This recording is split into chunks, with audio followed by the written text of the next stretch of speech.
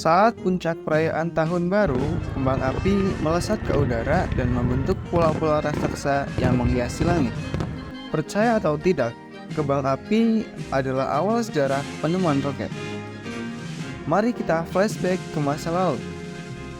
Pada tahun 1226, di kerajaan Song, China, roket pertama kali dibuat.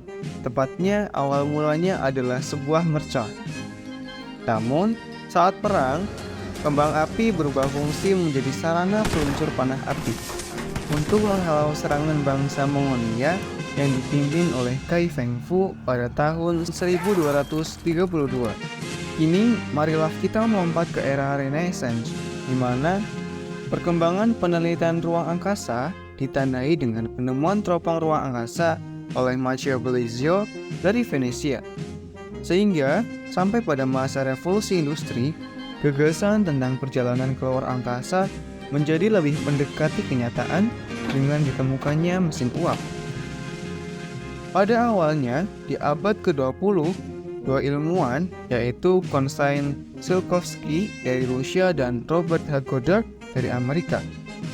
Tsiolkovsky menemukan bahan bakar roket pada tahun 1903, sementara Goddard menemukan roket dengan kecepatan tinggi pertama pada tahun 1914 dan berhasil meluncurkan roket pertama di Auburn, Massachusetts pada tahun 1926.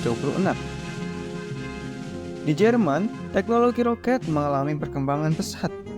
Hermann von Braun, ilmuwan Jerman yang direkrut Hitler, mengembangkan misil V2 selama Perang Dunia Kedua. Dia berjasa besar dalam penemuan teknologi roket.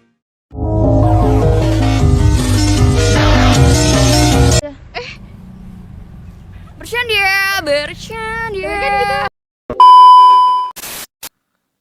Setelah Perang Dunia II, penemuan roket Jerman dan pelopor teknologi roket Wernher von Braun menjadi kunci bagi Amerika Serikat dan Uni Soviet.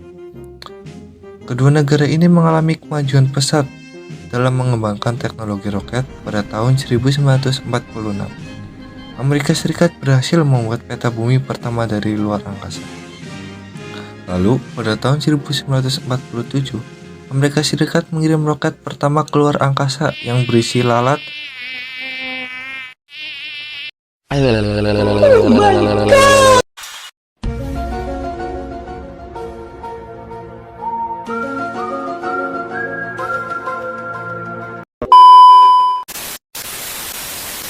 Persaingan antara Amerika Serikat dan Uni Soviet pun dimulai. 12 de la noche en La Habana, Cuba. 11 de la noche en San Salvador, El Salvador. 11 de la noche en Managua, Nicaragua. Me gustan los aviones, me gustas, me gusta viajar, me gustas, me gusta la mañana, me gustas, me gusta el viento, me gustas, me gusta soñar, me gustas, Reason me under the gusta la sun. mar, me gustas One tú. typical ¿Qué problem voy a was hacer? the engine. ¿Qué voy a hacer? Sputnik 1 diluncurkan oleh Uni Soviet pada 4 Oktober 1957. Uni Soviet mengambil keunggulan dalam peluncuran Sputnik 1, satelit pertama di dunia. 4 tahun kemudian, Yuri Gagarin dari Uni Soviet menjadi manusia pertama yang mencapai luar angkasa. I believe that this nation should commit itself to achieving the goal before this decade is out of landing a man on the moon and returning him safely to the earth. Misi Apollo 11 membawa Neil Armstrong dan Edwin Aldrin menginjakan kaki di permukaan bulan.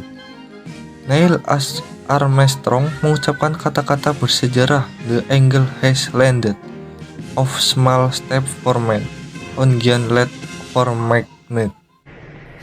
Nggak bisa bahasa Inggris.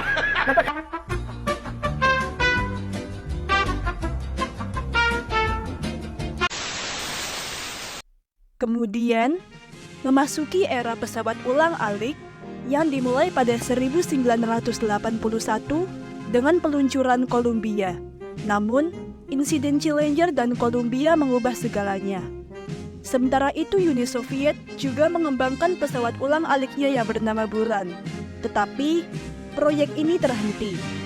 Nah, kemudian terjadilah kerjasama internasional yang menggabungkan kekuatan Amerika Serikat, Rusia, dan negara-negara maju lainnya dalam stasiun luar angkasa internasional.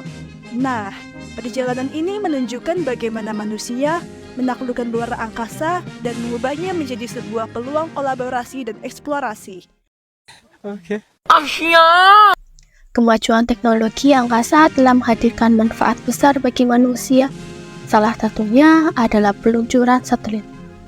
Satelit komunikasi memungkinkan kita berkomunikasi jarak jauh di daerah yang terpencil. Satelit pengamatan bumi membantu kita memahami dan melindungi lingkungan serta membuat peta yang akurat. GPS yang menggunakan satelit navigasi membantu kita menemukan arah dengan akurasi tinggi dimanapun kita berada. Satelit cuaca membantu kita memadukan cuaca dan iklim bumi, memberikan peringatan dini saat bencana alam mendekat. Namun, ada dampak negatif dari peluncuran objek angkasa. Salah satunya adalah sampah antariksa. Sampah antariksa adalah benda-benda tak berguna yang mengancam keamanan bumi dan aktivitas astronot. Seorang astronot di ISS pernah menghadapi bahaya saat puing antariksa mendekat.